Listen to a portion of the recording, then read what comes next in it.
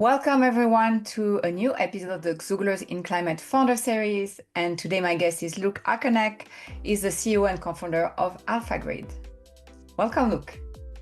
Thanks for having me. So meet Luke. He's the CEO and co-founder of Alphagrid, a software company that is accelerating EV charging infrastructure deployment. Luke has spent his career at the intersection of artificial intelligence and energy optimization. Previously, Luke led product and machine learning at Google X, the moonshot factory as we call it, and Nest, where he pioneered multiple AI-based solutions ranging from grid mapping and load forecasting to counter-terrorism detection.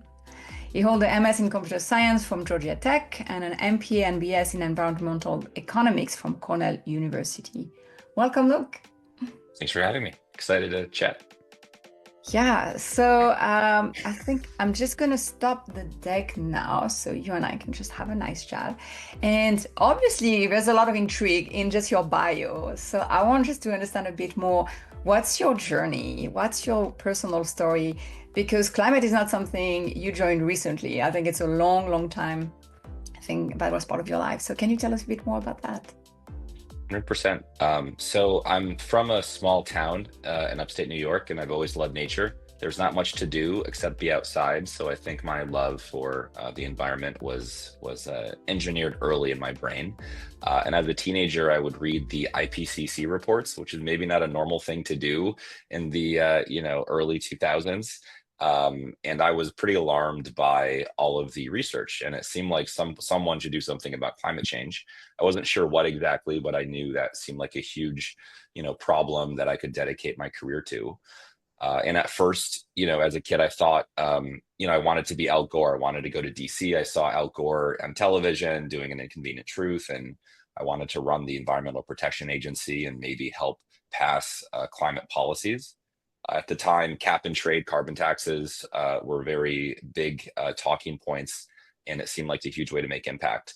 But eventually I realized that legal reform moves really slowly and can change with administrations. So sort of switch focus to studying finance and impact investing. Maybe I thought I could give money to people who were doing good things. How can we use markets to protect ecosystems? How can we privatize land and conserve land? But eventually it dawned on me that the hardest and most valuable thing to do is just invent a better way of doing things. Whether you're, regulating the rules of how people create things, whether you invest money in infrastructure or products that do something sustainable, really the hardest part is still invention. And how do you make something that is 10 times cheaper, better, and more sustainable than alternatives? And I think that's how you change the world, and that's what's in the shortest supply. So eventually I kind of found my way into tech and startups. Very cool. I know a lot of people here coming from what we can call big tech, and Google always wonder, it's a big step to go from a big company with a lot of means to becoming a founder. So I would love for you to just maybe give us a bit of the highlights, like how was that transition and maybe the up and down. We know it's not the easiest path. Yeah, for sure. I've always wanted to do a startup. In college, I built a really crappy social networking app, like most kids maybe did in the early 2010s. I launched a company called Co-Project that would help students collaborate on projects. It was sort of like Upwork, but for college students. That failed miserably. I recruited a bunch of CS students to work for free for me, and I had no idea what I was doing. I knew nothing about computer science at the time, but that convinced me to get some tech skills.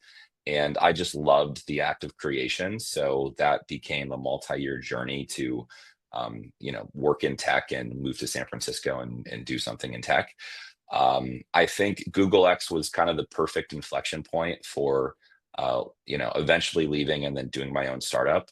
X was my dream job for a long time. I was on this team called Tapestry to make a twin of the power grid, and it combined all my interests in AI, climate, energy systems, decarbonization. And Google X really thinks about huge moonshots that are maybe 10 years into the future. So I got to see the frontier of how the energy system probably evolves. And I really got to learn deeply about where were there opportunities to build companies. And not only were like robots roaming the hallway and doing chores, but I learned a lot about deep tech. But eventually it dawned on me that there maybe was an opportunity to do a software startup. And I think for startups, you have to focus on a really small wedge that seems maybe very unsexy and focused to begin with that can expand over time. And the insight that gave me confidence to launch my cushy, job at Google with, free sushi and infinite resources was just falling in love with the problem and thinking that I had a unique perspective on how to solve it. I think you shouldn't start a startup for starting a startup because you get paid terribly. It's incredibly hard. You're working long hours. You really have to fall in love with the problem and make sure that you feel like the only way to solve it is by starting a startup. So you're almost like called to do it. And in my case, we had this insight about focusing on energy load. So load is just consumption of energy, and at the grid edge, the last mile, the very end of the grid, interconnecting those loads and optimizing them is a huge problem and very unsolved. So Google X focused on really the grid. I had this insight to sort of go behind the meter at the other side, the things that connect to the grid at the edge. And we thought there was an opportunity to use software to help people build EV chargers, make them more profitable, and then add batteries next to chargers and just make those owners more money. And I didn't even need to solve the breakthrough moonshot problem of like grid mapping. I actually just needed to think about building really good software, a really good software optimization software. So that kind of gave me confidence that we could do it with a small team with no money. And I met my co-founder also at Google X, and we just really got along. So as Phil likes to say, we were dating for a few years before we made the leap to do a startup. So I don't think I'd be a solo founder. It's too hard, but definitely really grateful for my co-founder, and we're just a great team. So yeah, team, secret insight, and then passion, I'd say, are the three things. I love that. I think we talk a lot about how to find your co-founder. So it looks like you took it the slow way, knowing the person and working with Yeah. that person. But you mentioned something about briefly about finance, and how did the pitch evolve for you, and what was your approach to fundraising? Yeah, for fundraising. I think at the time we actually started with a slightly different idea, which is helping yeah, build distributed energy assets and automate interconnection for the grid edge. There's a lot of paperwork that you need to do, but eventually it was hard to work with developers and power companies and help accelerate a process that's incredibly slow. So we kind of moved to where there was momentum, right? I mean, Biden passed the IRA bill shortly after we were founded. There was billions of dollars into infrastructure. Climate tech's booming, right? Post COVID, there's inflated valuations and a lot of passionate money looking for a good story. Unfortunately, now climate's a bit out of fashion, so you have to use words like American dynamism or energy independence.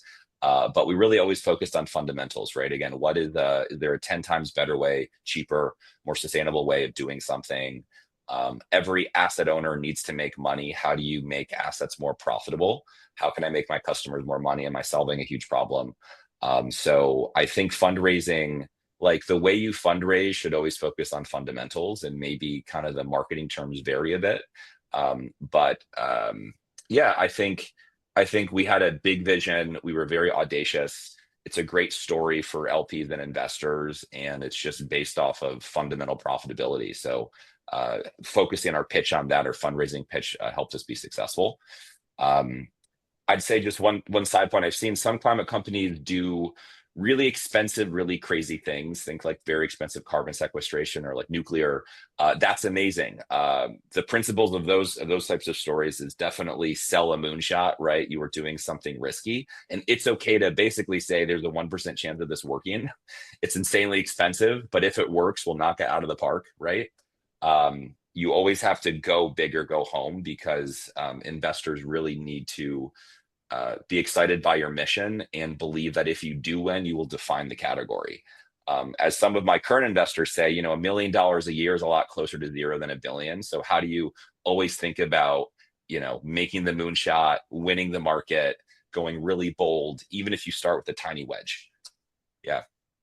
It's fascinating. I see that a lot these days. I think focusing on the wedge, exactly as you said. And uh, also this notion, I feel like it's really climate 2.0 in a sense, like the economics are almost driving the bets people want to make, whether it's in even in biotech, which seems to be very far off because you have a lot of capital investment, but it's also how do we build from the beginning something that's economically viable. I'm sure we'll talk more about that. But maybe for people who are not familiar, like I think we wanted to talk about the current stage of the EV charging market and who are the players, and maybe if you can give us like where you identify the problem. Again, very passionate about starting with a problem and not falling in love with the solution because Yeah. it's hard not to. But yeah, if you can talk a little bit about the landscape and how you're also validating the problem that you decided to solve. Oh yeah, huge. And I'd even add, definitely, as you said, fall in love with the problem, not the solution, and make sure you can measure, quantify, and capture value for the problem that you solve, right? Mm. Because I think we did valuable things twice, but that doesn't mean we could build a defensible business around it until we move to kind of the final evolution of our kind of startup. But EV charging is really exciting. I think a lot of people have all-time pessimism around the market, but it's one of the most disruptive forces, both that impacts the electric grid and mobility. So if you decarbonize mobility, you reduce about a third of global climate emissions. It's one of the highest leverage sectors that you can work in for impact. And if you decarbonize mobility, now you have a bunch of batteries on wheels. So that changes the grid economics, both first order, which is just building the next generation of fueling, connecting it to the grid, and then selling electricity to drivers. But two, co-optimizing and optimizing all these batteries that are now on cars and maybe batteries located also near chargers on site. So there's all these load shifting things that you can do. The revenue is huge.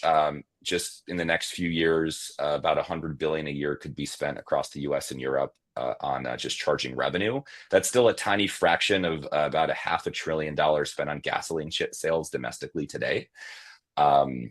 Charging, I think, is now ripe for growth because there's enough demand, there's enough cars on the road that these stations are starting to turn a profit. That wasn't true 5 years ago when it was still the wild west of charging. There was, different hardware providers and different ways of building sites. Things would break. The experience is terrible.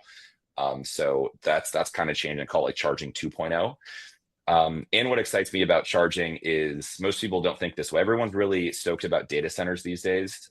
Charging energy consumption is about half that of data centers, or will be in the next 5 to 10 years. So, unlike data centers, which are really big and they're more at the transmission level, charging is at the distribution level. It's at the very edge. So you might have a million tiny chargers that equal 1,000 really big data centers. And if you're a power company, you now need to manage all of this peak load. That changes the grid. It's expensive. It can break things. So that's a huge, almost existential problem for power reliability. And thus, it's all about shaping load profiles. There's all these curves of energy, how you optimize, generate, and store energy. How do you manipulate these load curves for chargers? How do you make money from that? How do you think about adding batteries and then linking the two together? It gets really interesting. You can think about distributed fleets of these big charging loads and batteries that you can you can link them all together, generate virtual power plants, and do all this other additional financing and power trading stuff. So it gets really, really complicated really fast.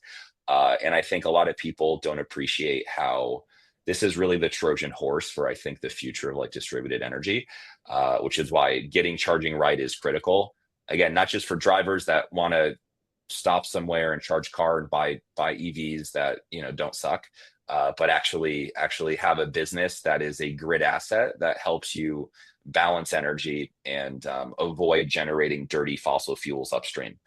So I think charging is fascinating for all those reasons, which is why when people say, "Oh, there's less incentives and subsidies these days," what does that mean?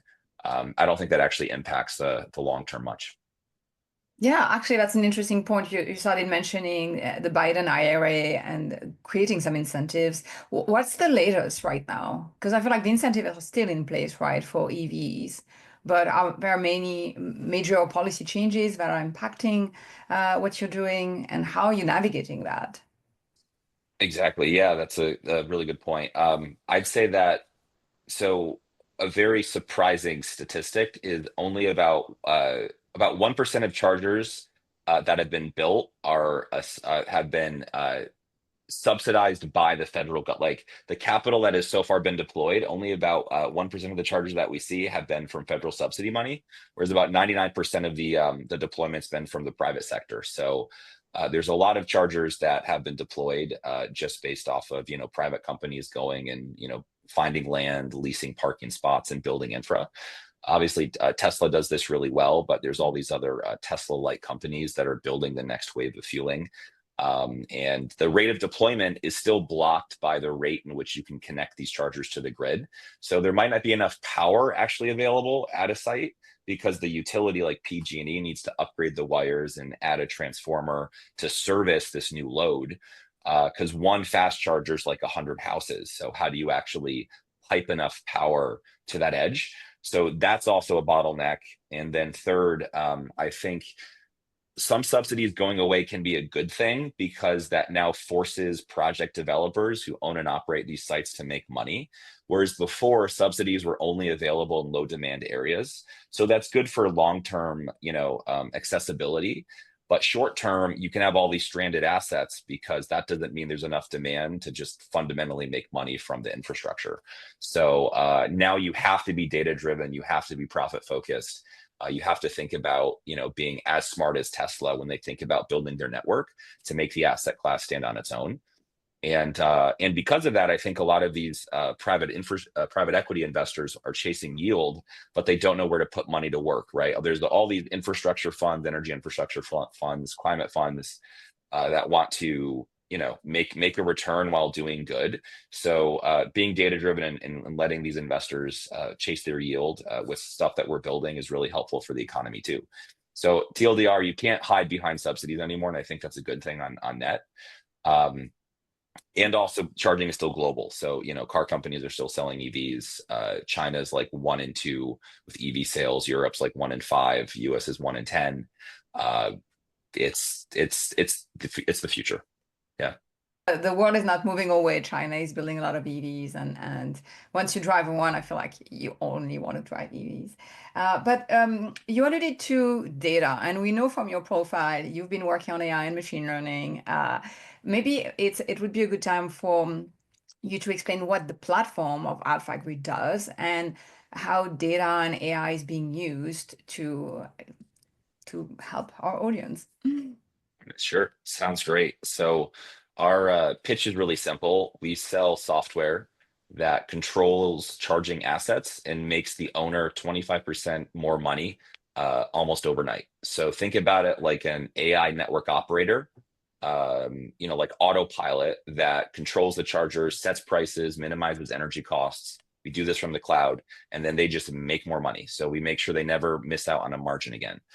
Much like gas station software that might, set the price per gallon and monitor competitors and think about your fuel supply. We do that for electricity and for charging assets, which is a lot more complicated and dynamic. And as you're saying, right, there's all these different segments of charging. Unlike gas stations that are commodities, there might be charging at a multifamily home. There might be private fleet depots. There might be at gas stations on the go. Could be retail locations near a Starbucks. Could be an amenity at a workplace. There's all these different ways to value, price, and locate charging. So we solve that for you. Give us the keys, let us plug into your charger, and we will set you dynamically optimize your revenue. And our customers are whoever owns the charging asset. The buzzword's called a CPO. That's a charging point operator. Generally, that's a company, a private company that leases parking spots, owns the infra, and then might pay some money to the site host, the parking lot owner, but captures most of the upside from all the profit. In other cases, the operator might also be the real estate owner, might be the person who owns the parking spot or owns the building. So we also would work with them if they own the chargers and care about making money from it. And do you have like geographic? Yeah, Pooja, you have a question. Let's go to yours. Sorry to interrupt. I was really perfect. interested, Luke, in the use case. One, because I have a EV vehicle and I have a charger recently installed in the parking spot. So ChargePoint, the company, installed a charger, and I receive discounted Charging. electricity cost, right? Because I'm a resident there. So what would the use case be in that situation where Alpha Grid comes in? Yeah, if you have discounted energy costs, is it free in this case? It is not. It's 25 cents per kilowatt hour. Fascinating. Yeah, so in that case, and do you own the charger, or does your landlord or the multifamily homeowner own the charger, and they are giving it to you as a service in your parking garage in this like big Yeah, complex? the parking is third party. Okay, interesting. Yeah, so I mean, in that case, there's all these different kind of pricing strategies, and charging is interesting because you might just sell, pricing dollar per kilowatt hour by hour of day, so you can have almost 24 unique values for the price you sell power to the driver. You might have a subscription model, which is a flat fee. That sounds like what you have. You might have, I don't know, 20 cents or 15 cents. That's it, just a flat rate. But the building owner is still paying electricity costs. So we would help them determine the subscription model or like the pricing model, what's the flat rate they're selling drivers, while on the back end, making sure that they aren't paying extra fees on demand charges. There might be these penalties from the power grid if their tariff isn't very friendly for charging. We might help them plan how they can make more money given their demand, how many other chargers they should add. We might help them with, adding or finding a battery developer that they can then add to the building and then shift building level load if there's some excess, and also use that for the network of chargers that's in the garage. It very much depends on that case. I think the most value is more on the go or public use case. So imagine you're at a retail location, there's a bunch of fast chargers and slow chargers, or at a public parking garage. What rate do you set? How do you dynamically change prices? How do you predict the supply and demand of the market? What's your demand elasticity? How many kilowatt hours are sold nearby? What are your competitors doing? Are they changing prices? So how do you think about increasing and decreasing those pennies up and down as often as you need to make sure you don't miss out on a margin as the owner? And in Nice. the fleet use case, it's very interesting because now if you think of fleets, it's more of a scheduling problem. You have all these different trucks. There's different size batteries. They have different uptime rates, because they're doing deliveries. So now you have to schedule EV fleets with EV charging sessions based on the rate of charge and the number of chargers and the dwell time needed for the car. So you think about like a routing, scheduling, and also just like dynamic pricing. And as the fleet charging owner, how do you make sure you pass down those costs and profits in a smart way to minimize your total cost of ownership for that fleet?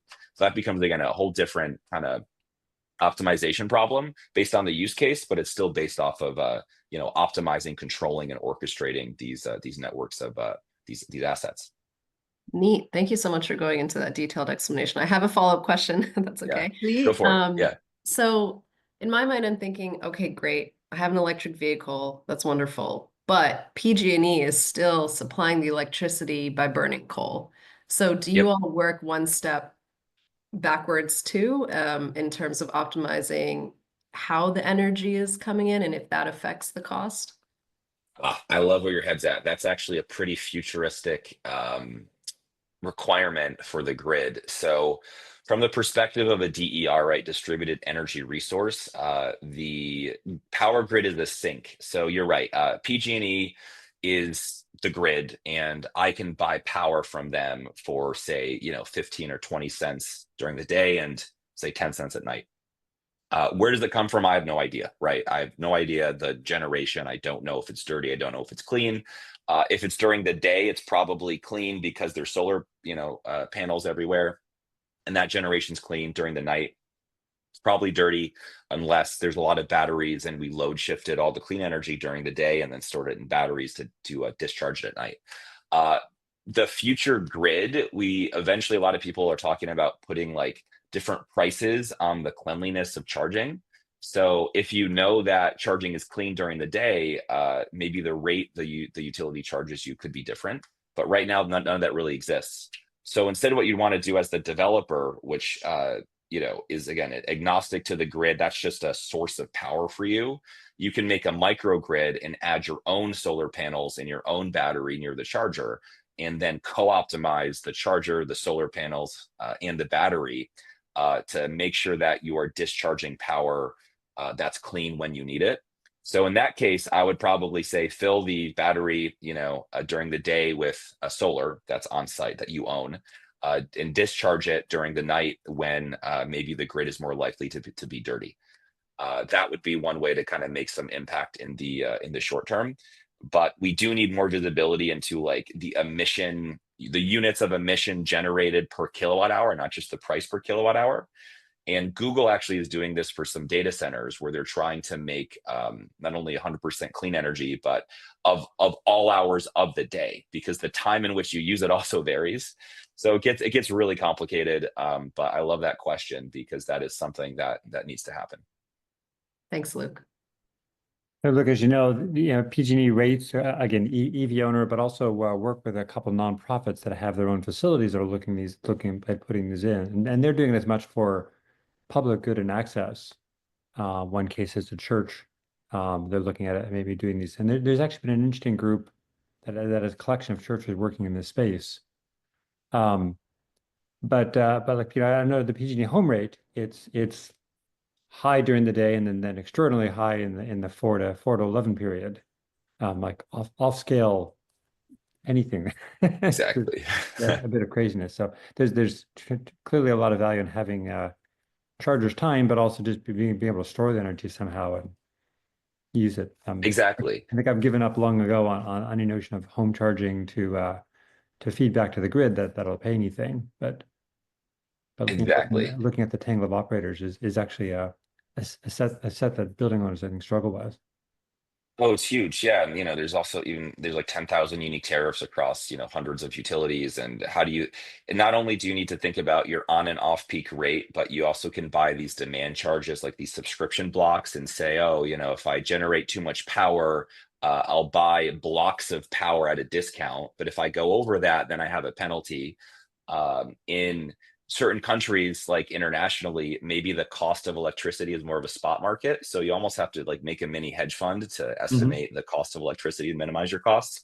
That's a huge issue. And to your point around the battery thing, the reason we love charging is it's one of the few loads that not only can you sell the cost of electricity to a customer, a driver, for 3 times higher than the cost you're buying it from, but they're so spiky that now there's fundamental ROI in adding batteries next to the charger without exclusively relying on these utility payments like demand response. There's capacity, there's all these other things, which again, it's great, but man, getting paid from a utility is complicated. How can we think about just the fundamental unit economics of this asset in isolation, and then add in the utility payments as like a sweetener, as a nice to have, stack the value as a nice to have, but think about just like the money made of the asset itself. So that's why I always say charging a Trojan horse for grid transformation, because you get into these problems, right? You get exactly as this church is facing. And how can we make it easy to say, you want to install, 4 chargers, let us optimize it for you. And oh, by the way, here's like a free battery that maybe a third party or a partner controls for you as a service. And here's all the extra revenue that you can stack for you. To make this solution easy for you. Yeah, and for the nonprofits, it's also going to come up in the case of having some grid resiliency, either PG&E blackouts or earthquakes or whatever. Just having some things that's actually one of the things that people don't speak to, the solar and battery, a potent combination for those. Huge. Yeah. When you saw in Texas, at least even at the household level, right, having that backup when they had weeks without a power is pretty huge. Right. Do you have a geographic focus? Are you North America or I mean, startups, it's always a challenge for startups. You have to be. Yeah. So started in the United States. We now have coverage into sort of like the market view of most public chargers in the world. So now we cover Australia, Europe, and Canada. And our tech works in all of those markets. We now are talking with some charging point operators in Europe and Australia today to get some pilots started and kind of launch internationally. But our focus is, work everywhere as fast as possible. So it's commercially viable today, but currently it's operational in the United States. Very exciting. Good. Chris, that's a Yeah. great segue to my next question, which was we love during this series to talk about the go-to-market. And I know, look, you're the mind behind the company, but also handling sales and marketing. So we'd love to understand what's been your approach, just like how you define the problem, now how you define your ICP. I think this group just understand now the complexity of where you operate, both geographically and then all the different players. So if you don't mind sharing with us a bit more about what's your sales and marketing approach and how you identify your ideal customers. Yeah, absolutely. That's been certainly fun. So it's, focus on the value prop, make it simple. Usually I can go to a charging point owner and say, do you want 25% more revenue within, a few weeks or not? And if so, let us prove it to you. Let us do a pilot. Let us quantify our value. Let us prove it to you. And if you're excited by this pilot, we can convert you into a commercial paying agreement where we take a cut of the success that we made you. So it's all pay for success. It's quantifiable. It's measurable. We optimize top line revenue. We optimize profits. And because of that, who cares about that problem? It's usually not like an employee of a charging point company. It's usually C-level. So I have to find all of the executives, whether that's CEO, CSO, chief revenue officer, head of network operations or planning, whose job it is to think about profitability. So it's top down, very heavy sales, lots of industry conferences, lots of, flying to places and chatting with people. Getting referrals through my network. Charging is still a relatively small space and everyone sort of knows each other. So finding partners, advisors, channel partners has been really critical for us. And yeah, it really doesn't, I think my sales process is so personalized, top down, that it's hard to scale. It's not like there's, 10 million accounting firms or something that I'm just spamming every single one of them using Apollo AI and some outbound automation. It's very, very top-down sales. But one thing that we have been doing to scale our distribution is go through channel partners. So whose end customer, right, is my customer, and how can I make them both money? So all charging networks usually have like billing software. They have these things called charging point management systems, and that's kind of the billing admin software, network operation software for the charging points. We're like an AI services plugin to them, and often they take a rev share. So we can go to a CMS and say, hey, I think I can make your network of 10,000 or 100,000 chargers a lot more money. You take a cut, right? Your end customer's thrilled because we just turned your assets, profitable or more profitable. Can I use as a distribution channel, and can we now go to existing customers and new customers and turn on our AI like a switch, right? And then we can again measure and quantify all the revenue lift. So that's probably the only way we can scale through all of these geographies quickly, because there's no way I can have custom one-on-one convos with all the 1,000 or so charging point operator companies. Find them, talk to them, build trust, turn that on. We have to go through channel partners. That makes a lot of sense. And I know advisors have been also growing for early stage startups. Finding the right advisors and using referrals is also a very powerful way, but I see a lot right now. Yeah, advisors were critical to our early success. We got the former chief revenue officer of ChargePoint, former SVP of Siemens and like electric mobility, founder of AutoGrid that did power grid stuff, and this chairman of some private infrastructure fund. So we were able to understand how all these different stakeholders thought of the market. Even if the CPO is our main customer, who gives them money? Private equity infrastructure, right? Who is working with the hardware, right? Siemens like company. And how do you think about monetizing grid services? So we were thoughtful about getting that board, and because they're all usually executives, they know people. So it's easy to say, hey, this startup, they're doing something really interesting. I can vouch for them. You should, talk to them for 30 minutes. Amazing. I know you and I talked offline about AI. There's obviously a lot of buzz, a lot of hope about AI really solving a lot of climate. I know you have a bit of a contrarian perspective, so I wanted you to be able to share it with this group. Sure. Yeah. I say I miss not being an engineer. It was really fun to read, archive.org papers and implement, new tech. That's really fun. Now I like to joke I'm chief email officer, and the context switching is pretty insane at a startup. But when I think of AI, now that's been rebranded from machine learning, which is rebranded from data science, and now it's more of a marketing word. And I'm sure a lot of you roll your eyes when you see, AI for blah, and all these different pitches. Um, I think if I think about where there's opportunities in climate, I think there's kind of three main types of products that make sense. The first, which is probably the best for agents or LLMs or generative AI, is like workflow automation software.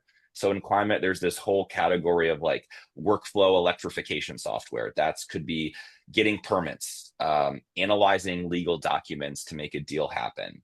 When there's lots of boring paperwork and getting an answer wrong is really expensive. Obviously, that's a really good use case for agents and LLMs.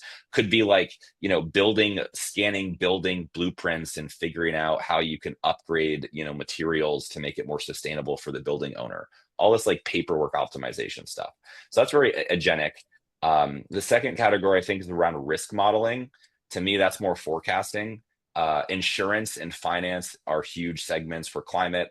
Like, how do you improve weather forecasts, generate these multimodal risk models, and answer questions like, where will there be a fire? Is there a flood? How does wind impact my wind farm performance?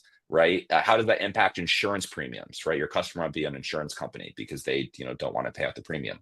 So risk modeling insurance is probably one of the largest segments, I think, for climate. And who would have thought doing a very unsexy insurance company is maybe the best way to have leverage in climate change, but it is.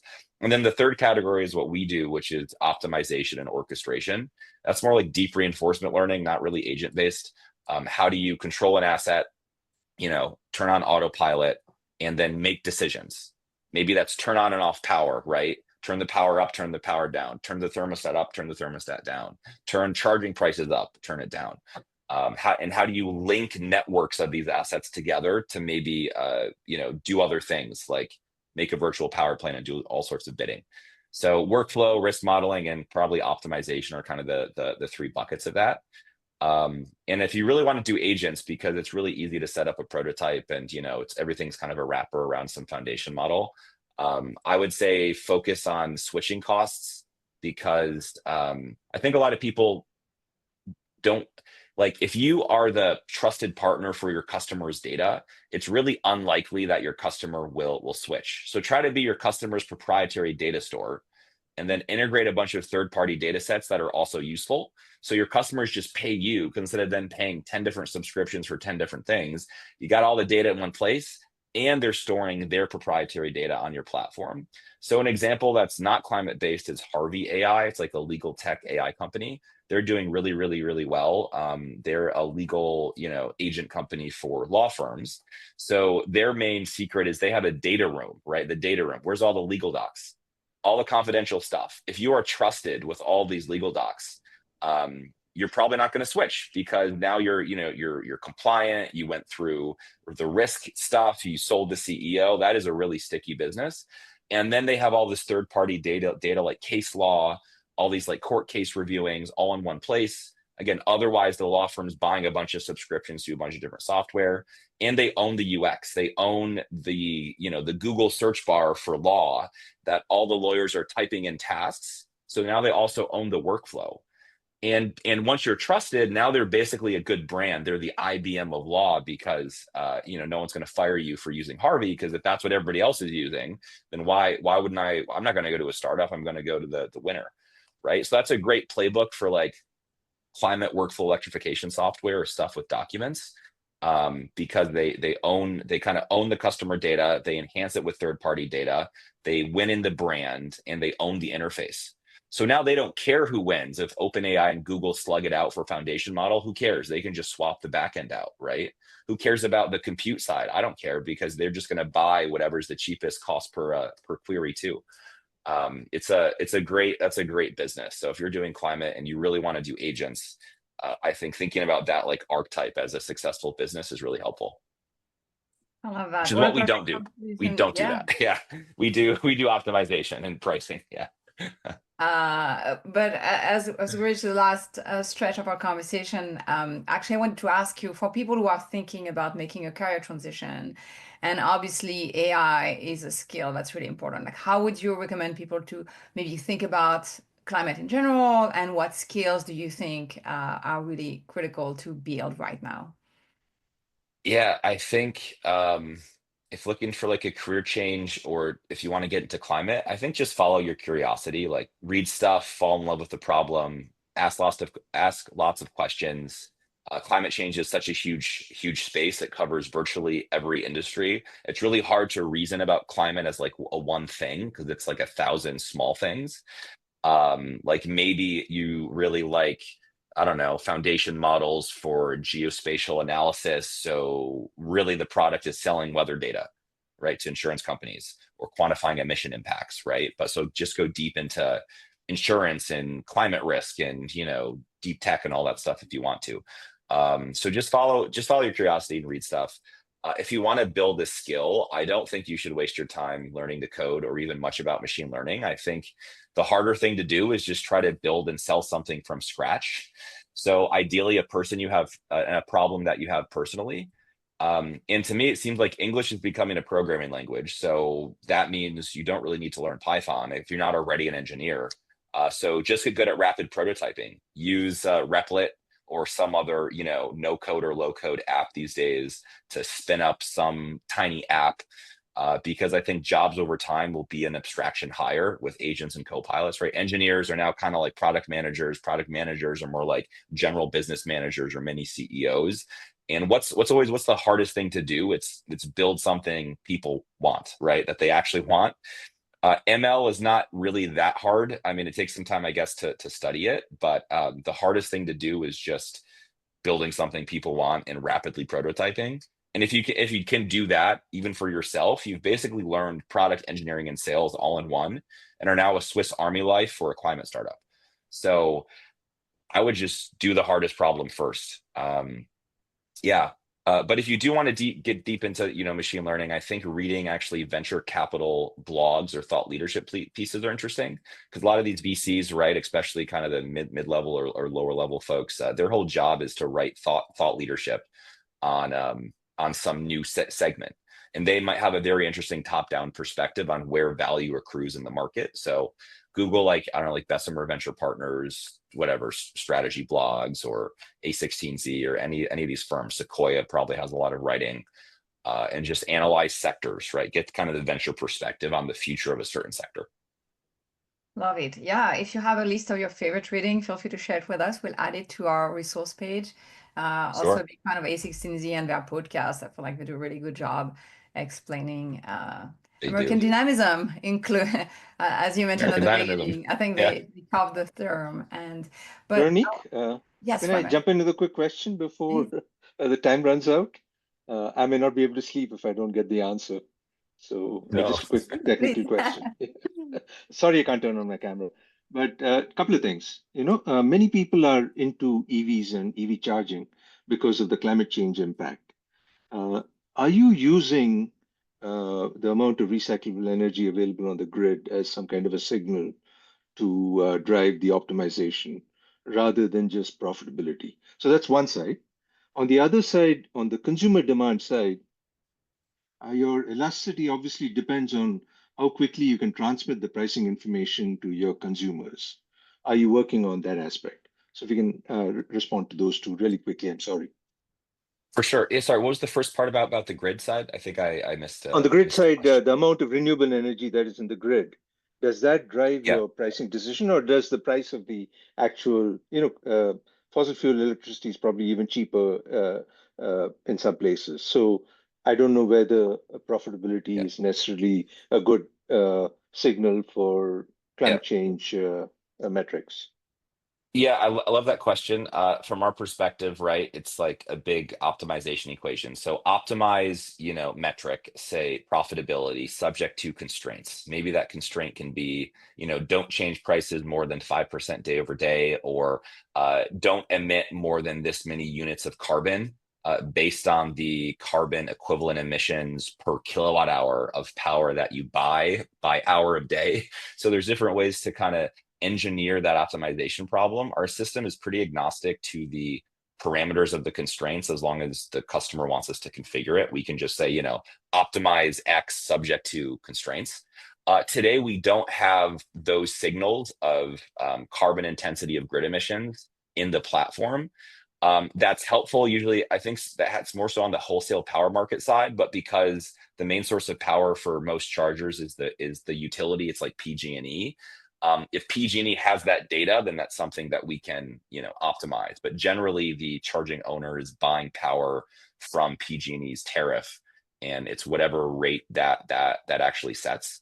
I think it gets more interesting if the charging owner also has solar on site or batteries on site. Then we know we have visibility into the clean emissions generated from solar in the battery, and you can do shifting there. But that's certainly in scope as the market evolves and there's more signals on carbon intensity. And the second thing was around demand elasticity. What about the consumer side? How do you Yeah. transmit the pricing? So we can do real-time pricing. Think about it like mini surge prices, increase and decrease. Most operators don't want to change prices that quickly. So we tend to publish schedules. So we'll say the schedule for tomorrow is this, and there's up to 24 unique prices based on our forecast of demand for that day. And then we publish that to the charger. So if you're a driver, you look at your app, and the price that you see is the one that you're going to get. But we are overwriting that app, say, a day ahead or 2 days ahead. But we can do real-time pricing if the operator wants us to. Just the market, doesn't do isn't changing prices that often. But you still have those hourly schedules that then you publish. And in terms of monitoring demand elasticity, we have real-time data into most of the chargers that exist. So we actually know every time any driver plugs into a charging station. And from there, we're able to get this market map as to the energy sold by hour of day, the demand elasticity, how you perform versus your competitors. Is the charger across the street, 12% less month over month for that day than it was before? And how might that impact the willingness to pay of the drivers? So we do account for all those things and use that to set smarter prices and maximize revenue. Thanks. Anyone has a last question? You also get another chance to ask a live question to Luke next week at the panel. Oh, right. So I have a question. Yeah, What please. was the original idea you were working on? The original idea, we wanted to help think about it like network planning and interconnection software. So for any distributed energy resource, how do you think about decarbonizing that real estate segment and then building the infra? So it was one-click financial modeling. So you could type in an address, we would tell you your optimal installation, and we would do one-click financial pro formas. We would automate the site design. We would get you ready for interconnection, going from basically the prospecting to almost permitting. We would automate that first step. The issue there is, even though that's really valuable, because we could find many hundreds of millions of dollars worth of infrastructure investment opportunities, our customers usually don't have the money until the project is either approved or they have the site lease signed, so they have money in the bank. So we couldn't capture any value with that. And we found that our customers would buy our data, and then they would go raise about $100 million of private equity capital, build the infrastructure, and we would get paid very little for it. So by not being actually in the transaction itself, we were more like sales enablement software.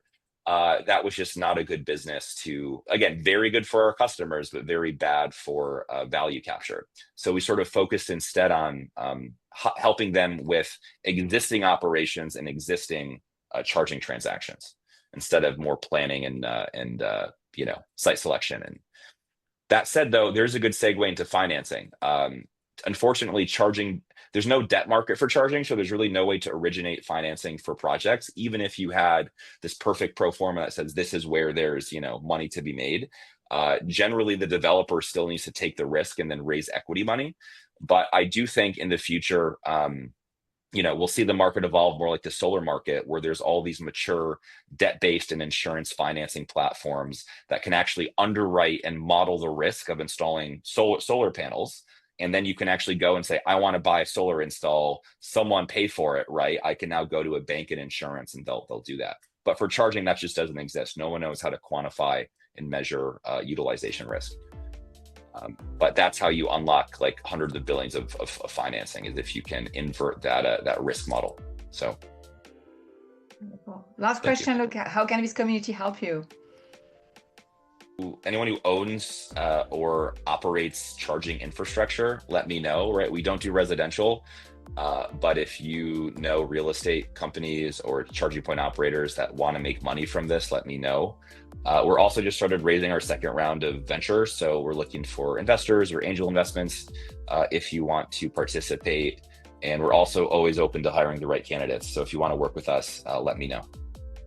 Awesome. Thank you so much, Luke. I'll see you in person next week, and I hope I can see many of you. It was a pleasure hosting you, and have a great rest of the week, everyone. Thank you so much, Veronique. See ya. Take care. Bye, everyone.